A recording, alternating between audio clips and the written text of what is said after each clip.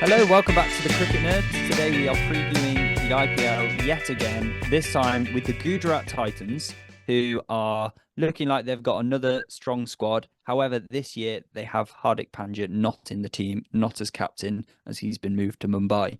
So, a lot to talk about with this one. So, if you haven't already, subscribe, leave a like if you enjoy this video, and let's just get straight into it. Benji, what would you say are the strengths of this Gujarat side? Batting. They bat deep and they bat hard, I would say. They're a very strong batting side. Shubman Gill opening the batting is, I said batting way too many times in that one sentence, but we're going to carry on. Shubman Gill opening up always is an exciting player. Taking on some extra responsibility as captaincy. We will see how that affects him. But then we've got David Miller, we've got Kane Williamson, we've got Saha, we've got Shahrukh Khan, we've got the dutty wrists of Rashid Khan when they come in, and Raul Tuatia. Like, they've got so many options with that batting lineup that they look really strong. The one thing they're gonna struggle with at the start of the season is going to be no Matthew Wade, who would be that opening batter and wicketkeeper type of slot. So they're going to have to probably play Ridham and Sahar for his wicket keepering, which, he's been okay in the IPL, but he doesn't set the world alight. But I think that we could see Gujarat putting up some really high scores in this IPL. I think their bowling is all right as well. I think they're going to have struggled now that Mohammad Shami's gone and he's withdrawn through injury. Do you think that's now a weakness for them, James, or have they got a strong enough bowling lineup to counteract that? I mean, it's a massive blow. It Yeah. is huge, losing Mohammad Shami, and they've also lost Hardik Pandya, who was a big part of that bowling lineup. So, for me, I've actually found it slightly harder to balance their side. I've just I took another glance at the potential 12, including an impact player that I wrote down, and I realised I've only got 4 bowlers, or I need to get 4 overs out of like Tuatia and Shahrukh Khan. So yeah, it's a lot harder to balance their side now. That being said, I think they still have got a really, really strong side. I think they've got players that have really cool heads that can just finish a game from any situation. And that is where their strength has lied so far in their last 2 seasons. They won their first. They were runners up in the last. So I think this season is still going to be a strong season for them. And I think they've got a lot of players that have been waiting in the wings and haven't come in yet, and yet are super strong. So yeah, I'm excited to see how they go. Zach, strengths, weaknesses, anything we've missed? Just off the missing out on Mohammad Shami. I mean, I know he's experienced, but they've got other experienced players in Mohit Sharma and Mm. Umesh Yadav. But Mohammad Shami is the no, not overseas, international, very experienced bowler. He's got that class in him, and him not playing means and they also didn't really have an overseas fast bowler who is of experience. I mean, they've got Josh Little and Spencer Johnson, who aren't the most experienced players in the world. So they're missing on that experience in the bowling. And I think that might cause them a few issues, especially when it comes to defending totals and getting off to a good start, which I think is the key when you're defending. So they'll have to bring in someone like Kartik Tyagi, who isn't as accurate or as dangerous as Mohammad Shami. So it provides them with that weakness there. But I'm really interested to see how Shahrukh Khan does.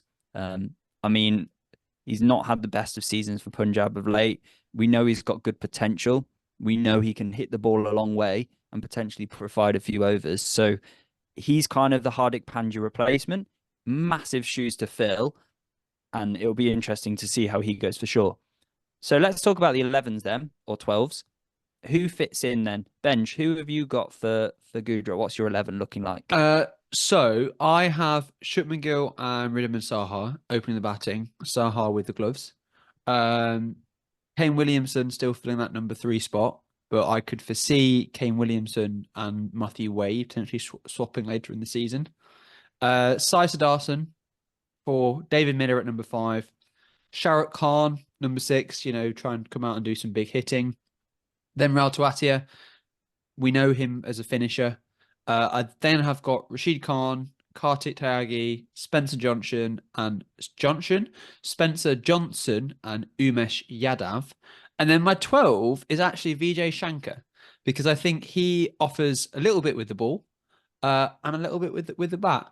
And I think he could come in there and sort of be that impact player. Honourable mention goes to Mohit Sharma, who could also come in there and sort of fill out that bowling attack as well. But that's my guess for Gujarat. James, you can go next.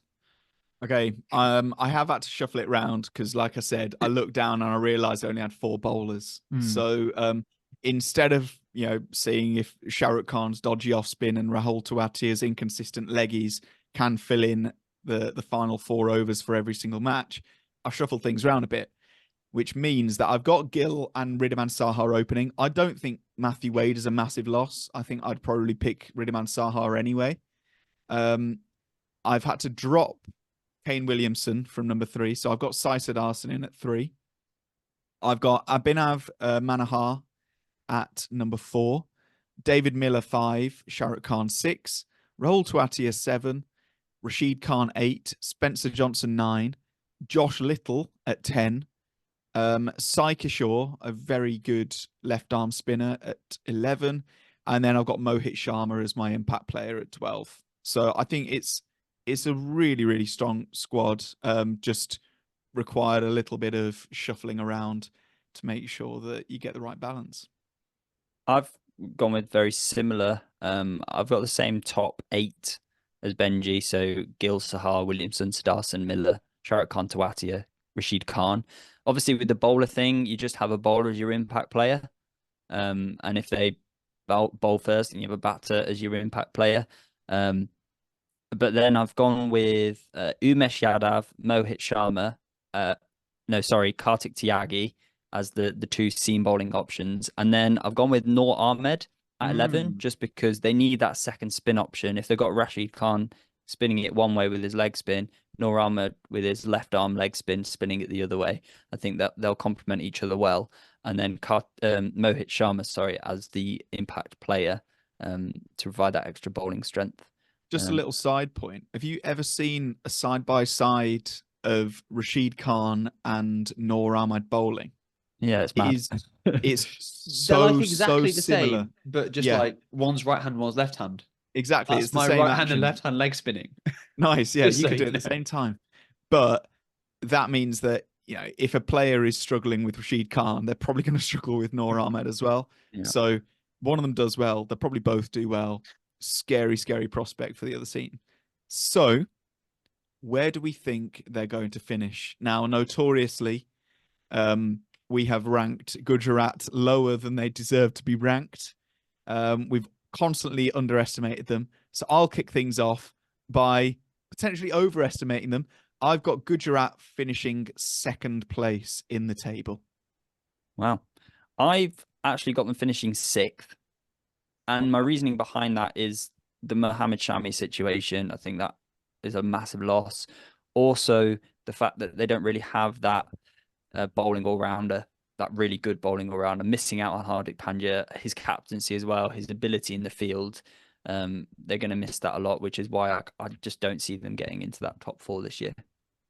I can't believe that you've not put them top 4. I've got them at 4th. Like, I think Gujarat Titans, they've finished top of the table for the last 2 years.